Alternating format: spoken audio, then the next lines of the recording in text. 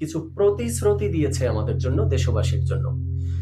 তিনি বলেছেন যে বাংলাদেশে একমাত্র বিএনপি দুর্নীতির লাগাম টানতে পারবে। এই প্রতিশ্রুতি দেখার পরে আমি একটু থ হয়ে গিয়েছিলাম। কেন থ হয়েছি? একটু বাস্তবতা দেখে আসি দর্শক শ্রোতা, এভিডেন্স সহকারে।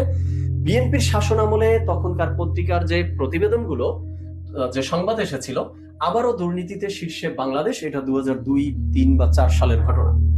দেন যদি দেখি হাওয়া ভবনের গডফাদার এখনো বহাল তবিয়তে, এরপরে হলো দুর্নীতির রাজপুত্র হলেন তারেক, এরপরে দুর্নীতিতে টানা 3 বছর শীর্ষে বাংলাদেশ, এরপরে আছে দুর্নীতিতে বাংলাদেশে হ্যাট্রিক, এরপরে দুর্নীতিতে বাংলাদেশ এবারেও শীর্ষে।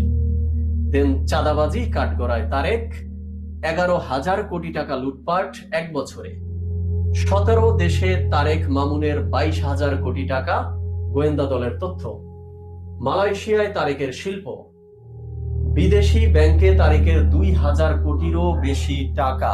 যাই হোক, এই তথ্য বেশি আর না দেখাই। বিএনপির ভাই যারা আছেন দেখছেন আমার উপরে ক্ষুব্ধ হবেন, কিন্তু হ্যাঁ, বিএনপি বলতে পারে যে এই তথ্যগুলো সঠিক না, বিভিন্ন মিডিয়া হাউস বিএনপির বিরুদ্ধে ষড়যন্ত্র করে এগুলো করেছে, এর সবকিছু আদালত দ্বারা প্রমাণিত না। তো এই ধরনের ব্যাখ্যা বিশ্লেষণ সব রাজনৈতিক দলই দেয়, সবাই বলে এগুলো আদালত দ্বারা প্রমাণিত না, এটা সেটা ইত্যাদি ইত্যাদি। বা আরো বলতে পারে যে এই সংবাদগুলোর মধ্যে অনেকগুলো সাংবাদিক করেছে সেই মঈনুদ্দিন ফখরুদ্দিনের 7-8-এর সেনা সমর্থিত সরকার, যারা তারেক রহমানকে গ্রেপ্তার করে কারাগারে অমানবিক নির্যাতন করেছে, তাকে দেশ ত্যাগে বাধ্য করেছে। তো সেই সরকার তো তারেক রহমানের বিরুদ্ধে লিখবেই। যাই হোক, বাট কথা হলো, যা কিছু রটে তার কিছু হলেও তো ঘটে। তো সেই দৃষ্টিকোণ থেকে আমি অবাক হয়েছিলাম যে তারেক রহমান কি আসলেই দুর্নীতির লাগাম টেনে ধরতে পারবেন, অতীত ইতিহাস কি বলে। তাই আমরা একটু দেখে আসলাম দর্শক শ্রোতা। তো একটা দিক থেকে আবার পারতে পারে বিএনপি, কারণ হলো, মানে অন্যভাবে নিবেন না, জাস্ট উদাহরণের জন্য বলছি, যারা চুরির এই সিন্ডিকেটটা চালায়, চুরির লিডার যারা থাকে চোরের, তারা যদি কেউ উদ্যোগ নেয়, তাদের মধ্যে কেউ যদি ভালো হয়ে যায়, পুতপবিত্র হয়ে যায়, তাদের মধ্যে দেশপ্রেমিক উদয় হয় যে দেশ থেকে এই চুরি প্রথাটাই উঠিয়ে দেব, তাহলে তারা কিন্তু আসলে জানে যে চুরির কোন কোন পয়েন্টে নক করলে এটা বন্ধ করে দেওয়া সম্ভব, কারণ তারাই তো এটা চালিয়েছে।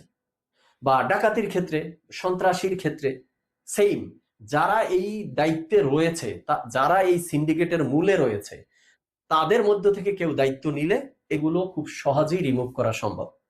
সেই দৃষ্টিকোণ থেকে তারেক রহমান বা তার সমসময়ে এই দুর্নীতির চক্রের মধ্যে যারা জড়িয়ে ছিল, তাদের মধ্যে কেউ যদি দায়িত্ব নেয়, সেটা সেই ক্ষেত্রে এই তথ্যটাকে আমি পজিটিভ হিসেবে নিতে পারি, যে তারা তো জানে যে দুর্নীতি কেমনে কেমনে হয়, কিভাবে এই জাল বিস্তার করে, কোন জায়গার সুইচটা বন্ধ করে দিলে সবকিছু বন্ধ হয়ে যেতে পারে। তো সেই ব্যাখ্যার দিক থেকে কিছুটা আশাবাদী রইলাম যে হতে পারে, পারলেও পারতে পারে। যাই হোক,